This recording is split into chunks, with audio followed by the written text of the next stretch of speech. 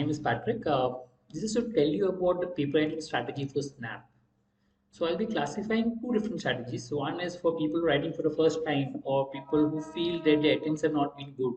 Second is for people who have given a good attempt in the previous slots, right? So strategy will differ from person to person. I mean, it depends on whether your attempt is the first attempt or not, or whether it depends on how have you performed in the initial test.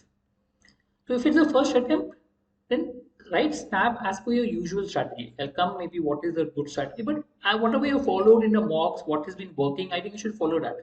Go back to your mocks, analyze it, see what works for you, what not doesn't work for you. Right? That will help you to understand yourself. But also look at the reviews of day one and day two to understand the pattern, paper pattern, and difficulty levels. So you'll have a fair idea as to which section is more difficult, how many questions are more difficult in one section over the other. So you will get a fair idea of the difficulty level of each question and number of difficult or easy questions. That may help you to plan the paper better in terms of how many you should attempt, what you should do, etc. So go to your analysis of day one and day two and also your strategy. Combine them to form your own strategy. If it's not your first attempt and if you feel you underperformed in your first attempt, somewhere maybe you've gone wrong, you've got lesser marks than what you feel you deserve, or you're not underperformed basically, then revisit your plan. See what went wrong. Why did your plan fail or why did you underperform? Did you get stuck in a particular question? Did you spend more time on difficult question? Or you spend more time on one section and not on the other, and so on. Check out what went wrong. So go as per your plan that you usually follow because you normally get higher marks, but also modify based on your previous attempt, what went wrong. So look at both the things, your normal snap attempts plus your previous attempts to come up with a new plan that will help you better. If it's not your first attempt and you feel you've done as per your potential, I mean, you've done well or your paper attempts have been as per what you normally do in the mocks, good, then I would recommend take more risks. You already have marks in your bag. I mean, whatever marks are required. So the next attempt, try to take more risk as far as possible.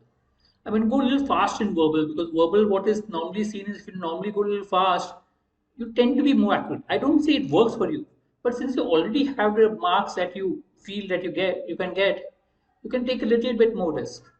Don't cross-check your answers. I mean, once you get the answer, we tend to cross-check the answer. Avoid cross-checking it. It wastes time. So look at areas where you waste time and avoid that wastage of time and try to work on those.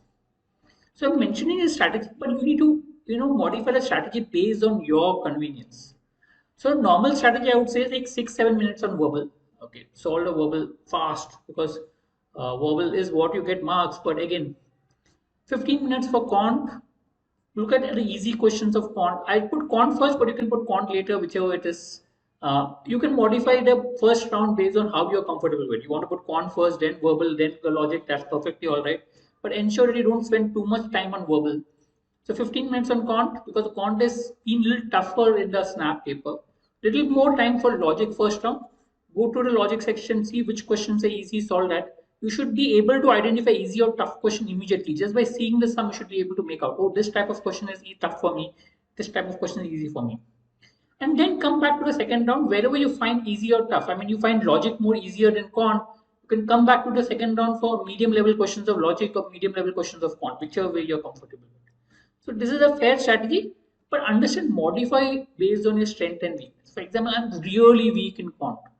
Then maybe I will not solve quant at all. I'll spend maybe only 10 minutes on quant, but I'll spend more time on logic and try to get all the logic right. Right? So you need to modify based on strength and weakness. I've made a general plan, but the proper plan will be based on you. If you're following with risk, I would say go with verbal a little faster. Maybe at 1 minute race, you say it may get you one more mark. Remember, one more question, one more mark. So 5 minutes on verbal. Go a little fast on verbal. Go more with your gut feel and try to solve it as fast as possible. Okay, maybe 12 minutes for the first round of quant. Again, I've given less time for quant out here purely because, again, you have gone to the quant paper. You know what questions are tough and easy. Pick up the easy ones first and solve. Don't try to waste time on a medium and tough questions. Similarly, first round logic, since logic has been comparatively easier in quant, you can maybe go to first round, pick up all the easier questions and solve the first round. Little fast. I mean, same number of questions, maybe a little faster. You should be able to identify the questions faster, which are tough, which are easy, and able to leave a tougher question fast. That is where, because you're comfortable with the paper and you've been to the paper before. And last 20 minutes, focus on the second round in terms of the medium and tough questions. Again, modify based on your comfort level, your strengths, your weakness. What I'm trying to tell you is, if you're giving it again, take a little bit more risk and try to solve a snap paper, right? Because you already got the marks you feel you in the back. Maybe a little bit more risk could help you gain a little bit more marks in the exam that will help you to get calls. All the best for the exam.